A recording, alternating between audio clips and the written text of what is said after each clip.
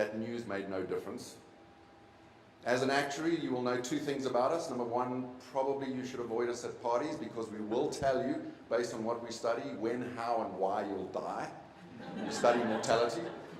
And so I knew better than perhaps 99.99997% of the world's population that smoking is bad for me, and it made no difference. I smoked throughout college. And into my first business, which was a health insurance consultancy, we would go from one client to the next, talk to them about the value of health, get in the car and smoke 2 cigarettes on the way back to the office.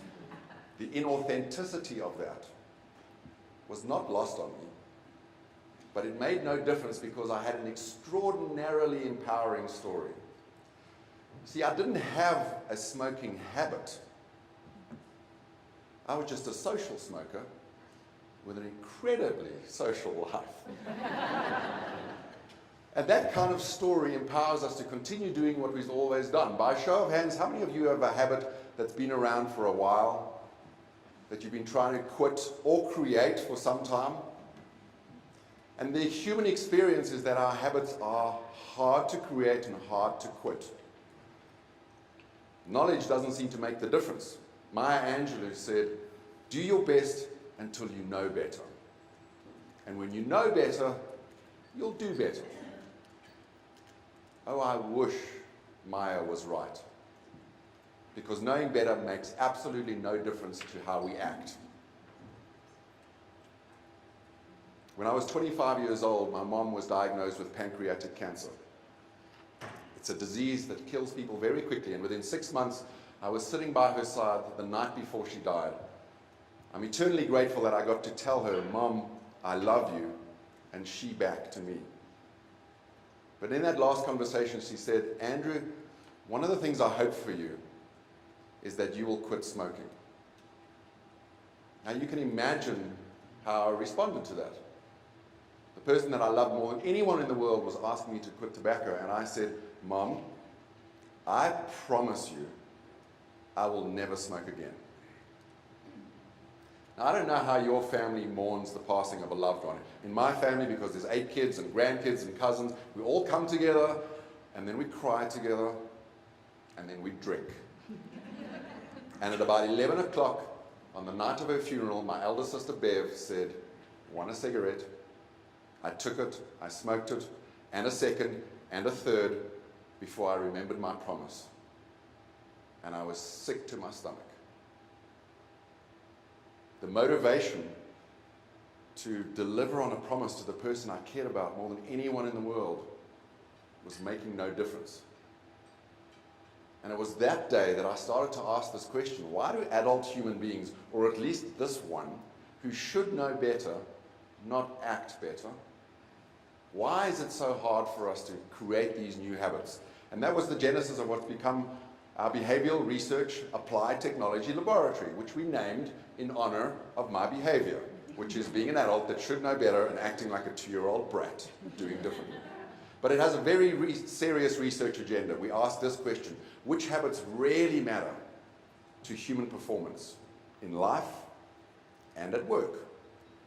And then I think the much more interesting one, which is, how do we design the world of work to make it easy and natural for people to practice these habits in a way that leaves them thrilled with the experience, engaged with their company, and grateful for the support we've given them. And finally, we ask, what's it all worth in the end if we get this right?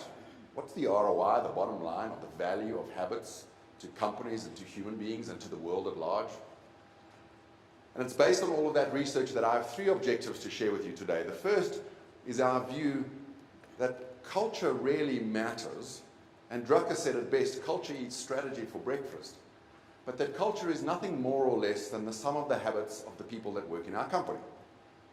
And once we've explored that, we'll look at this idea that habits are not just the foundation, the building blocks of culture, but they are so fundamentally important that we can say who we are and who we become as human beings and as companies depends on our habits. Our habits are our destiny.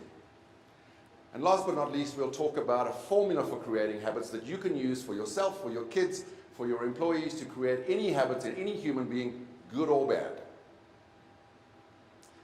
Now, I met Jim Rivett, the CEO of Archetype Inc., an advertising firm in Green Bay, about 5 or 6 years ago. And the day I met him, after a talk like this, he approached me with tears in his eyes, and I thought it was because I spoke so well. The reality was, I did a terrible job that day, except for one thing I said, which was a talk about culture and the impact it has. But he had tears in his eyes because his employees were a mess, and so was he. He hadn't slept well in months, if not years. He had rings around his eyes, and he described to me the culture of his company. Now, it couldn't have been more similar to what Juliet said yesterday morning in her opening monologue. The frenetic pace of coming to work in the morning and downing coffee and moving through your day and answering emails and being busy, and eventually at sometime around 11 p.m. finally going home, or in their case, at least once or twice a week, pulling an all-nighter to deliver on their clients' expectations. And as a result, his entire team was exhausted, burnt out, and leaving. Now, if I had known then what I now know from yesterday, I would have said, call Juliet. What I did instead was to say, let's go talk to your employees and get to the bottom of this, find out what's going on and what they want. And so we asked a question that we now call the every person test. And it's a question I've now asked more than 10,000 people around the world, and I'm going to ask that to you. What do you really want for yourself and for your life? And if you have kids, perhaps look at it through the lens of them. What do you really want for your children? Now, take a moment and turn to the person next to you and just very quickly share the top 3 things that come to mind. Let them do the same thing and then stop. Please do that now.